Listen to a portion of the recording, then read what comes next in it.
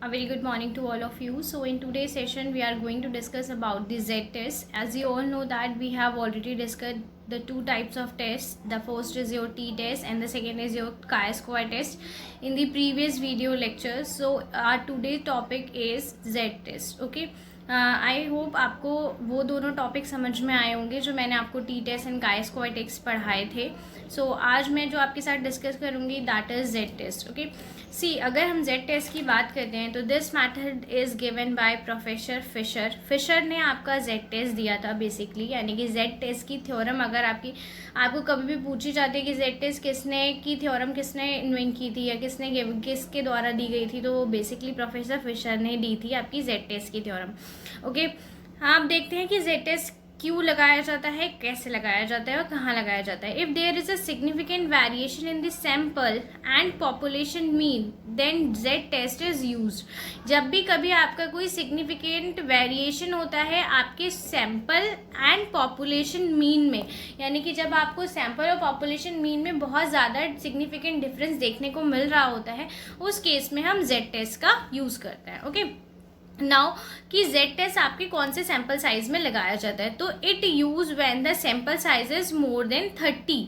जब आपका sample size more than 30 होता है और स्टैंडर्ड डेविएशन नोन होता है तब हम जेड टेस्ट को अप्लाई करते हैं. यानी कि आप कह सकते हो कि जब आपका sample size large sample size है, ओके, जब आपका लेस देन 30 होता है तो हम टी टेस्ट अप्लाई करते हैं. बट आपका जब भी सैम्पल साइज मोर देन 30 होता है और आपको स्टैंडर्ड डेविएशन नोन होता है तो वहाँ पे आप जेड टेस्ट का यूज करते हो. Okay, next is it follow a normal distribution. यानी कि जेड टेस्ट आपका नॉर्मल डिस्ट्रीब्यूशन ही फॉलो करता है.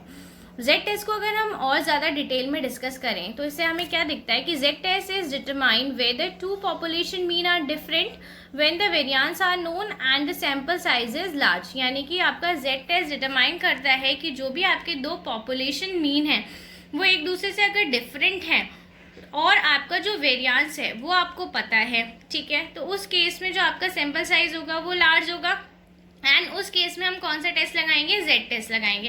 पहली चीज़ आप इसमें ये ध्यान रखिएगा कि इसमें आपको स्टैंडर्ड डेविएशन भी नोन होता है या फिर कभी कभी आपको वेरिएंस दे देते हैं, ठीक है, या तो वेरिएंस आपको गिवन होगा या फिर स्टैंडर्ड डेविएशन गिवन होगा.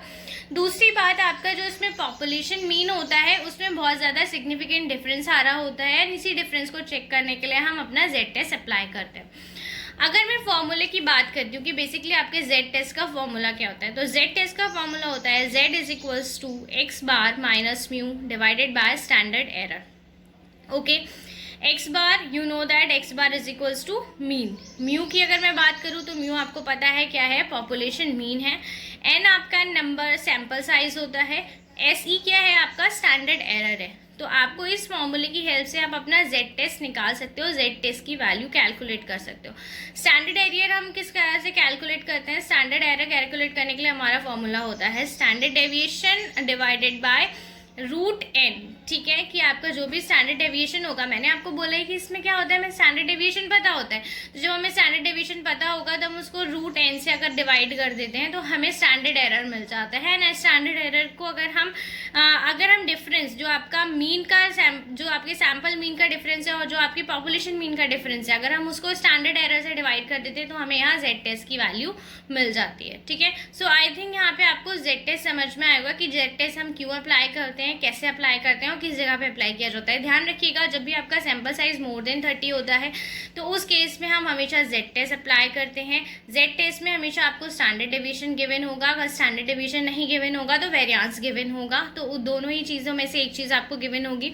And the most important thing is that कि जब कभी भी हमारे सैम्पल जो होता है, हमारा सैम्पल मीन और पॉपुलेशन मीन के बीच में जब सिग्निफिकेंट डिफरेंस हमें देखने को मिल रहा होता है उस केस में भी हम जेड टेस्ट अप्लाई करते हैं. ओके, सो आई थिंक आपको यहाँ जेड टेस्ट समझ में आया. If you have any doubt regarding Z test you can ask me any time. Thank you, have a good day.